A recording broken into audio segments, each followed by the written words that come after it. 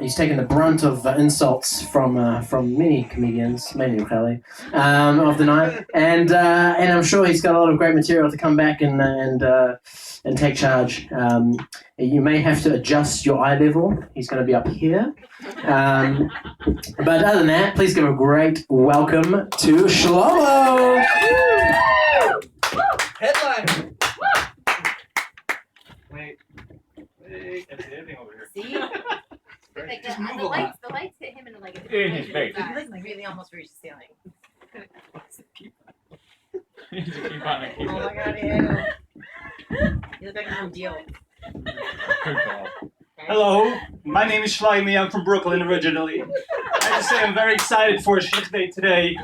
After speaking with the shadchan, I saw your Shidduch resume and it excited me a lot. The things about Shidduch resumes that are so interesting to me, especially yours, it's very important to have a one-page resume, right?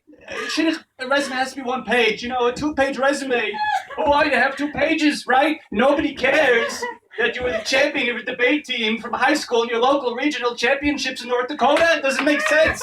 Nobody cares, right? I also like your use of the margins on the side of the resume. You got it all on one page. It really upsets me that Microsoft forces us to have everything in the middle of the page. Who decided to come up with a 1-inch margin on the left, 1-inch margin on the right, the top and the bottom? It upsets me a lot. I think they're in cahoots with the printing companies and the paper companies. They're getting kickbacks, right? Because the more you print, the more paper you buy, the more printers. It upsets me a lot. There was, however, one aspect of your resume, your Shidduch resume, which I didn't like. I'll be honest, it was a little bit inappropriate. The font that you used was Times New Roman, right? Look, it's a popular font. I understand the going, they like it, fine. But listen, the Romans weren't exactly friends with the Jews, right? So why should I support their font? Does it make sense? I use the impact font. Why? I'll tell you why. Because impact catches the eye. It forces one to read every word on the page, right? When I submit my resume for an interview, I always get a call every time. I don't get the job. I don't know why. Maybe they're anti-Semitic, but it doesn't make sense because the stereotypes of anti-Semitism, right? What? The Jews control the media, we control the money. You should hire me if I control the media and I control the money. It doesn't make any sense, right? I think they're upset. I think the Goyim are finding out that we don't actually control the media. Have you seen CNN recently? Freedom of speech. It doesn't make sense. That's why I think the parents, right? All of our parents have great jobs, right? We don't have as good jobs as our parents. Our parents are helping us with our loans and everything. It's because in the 60s and 70s, the stereotype they believed it. Oh yeah, the Jews control the media and the money, right? But now they realize that we don't. So now they don't hire us anymore. It's an issue. Enough talking about your Shidduch resume. Let's go inside into the restaurant, into the bar. Let's call over the waiter. By the way, I don't mind if we get a waitress. I'm not against women having jobs. It's fine. In fact, it's important. They should have a job here and there. They could be a waitress. I wouldn't mind. I'm actually pro-women. I want you to know that. I don't mind women having jobs. Hillary Clinton, if she became president, I'll live. It's fine. I'll deal with it.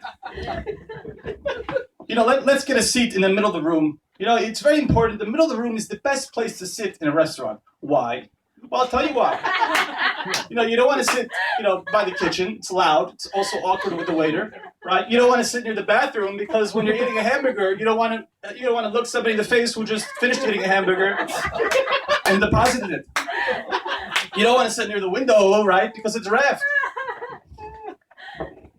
And also, you don't want to sit by the bar because it's awkward with the bartender, right? Especially if we're speaking Yiddish or some other language, you might be insulted. Whatever. Anyways, let's order a drink. It's time to order a drink, right? That's what we do. We go to a bar, we order a drink. I'm going to order a Budweiser, right? Because that is the most popular beer in America. What upsets me is Corona, right? I don't like Corona. Everyone says Corona is so cool. It's the coolest drink. You order a Corona, right? You saw the Super Bowl, the commercial in the Super Bowl. By the way, I watched the Super Bowl not because I want to see the inappropriate commercials. I want to be aware of what's going on with the Goyim. It's important to be aware culturally what's happening, right? Sure, the cheerleaders are not appropriate, right? The commercials are not appropriate, but it's important to be aware of what the Goyim are doing. Anyways, that commercial with the Corona, right? They have a person at the beach right? They have the ocean, the sand. You see the legs, right? They're all very cool. Everybody's very cool. You have a Corona, we're impressed. But if you notice, they put a little bit of a lime. They put a slice of lime in the Corona. You know, it's very nice that the person on the beach relaxing gets to have a lime with his Corona. You know, when I lug in the rain, I go to my local A&P, my local Walmart. It's raining outside. I pick up the 6-pack of Corona. I'm lugging it around. There's no lime in there. I have to go find it. I have to go to the fruit section, right? And then I get to the fruit section, and I see the lemons, and then I see the green lemons. It's confusing. And then I finally find the limes, and there's no limes there. Excuse me, sir. Can you tell me where the limes are? Oh, I'm sorry, I don't work here. You don't work here? You're wearing a red shirt. Of course you work here. Why would anyone wear a red shirt to a store? Why wear a red shirt? It doesn't make sense. Wear a black shirt. Wear a yellow shirt.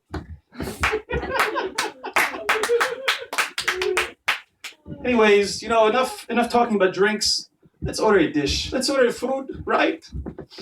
You know, to be honest, it's a little bit late. It's 8 o'clock. I don't know if it's appropriate to get a food, but you know, I don't want you to be offended. You know, a lot of women think they shouldn't order food on a date. I want you to know, if you order something right now, I will pay for it.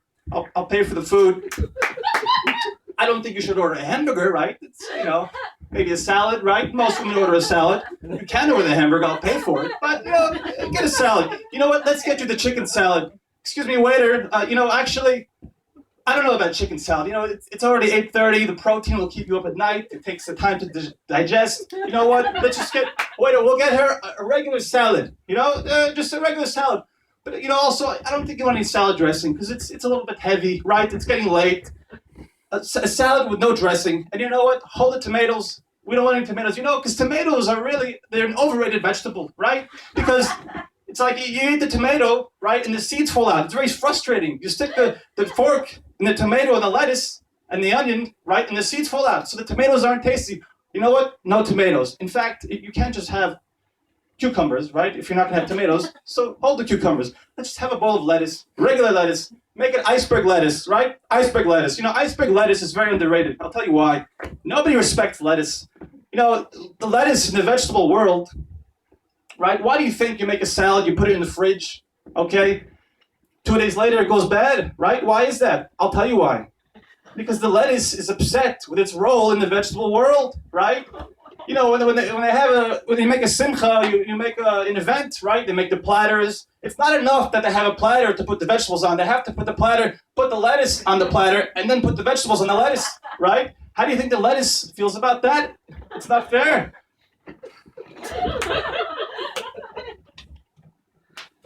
I have to say, there's an aspect I noticed. I could see your shins a little bit between the dress and the socks. It's a little bit inappropriate. I don't know if that's what I want from a Jewish woman, right? And look, I understand. I understand. You know, the dress can touch the shoe can touch the floor. I understand it's an issue, but you know, me myself, I'm very religious. I wear a very big kippah. I'm very religious. When I'm alone, I always make a bracha. When I eat potato chips, right?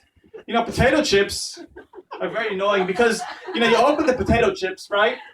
You open the chips, right, and half the bag is missing. Now, growing up, we always were told the chips settled, right? The chips settled, and you know it's a long trip for the chips, right?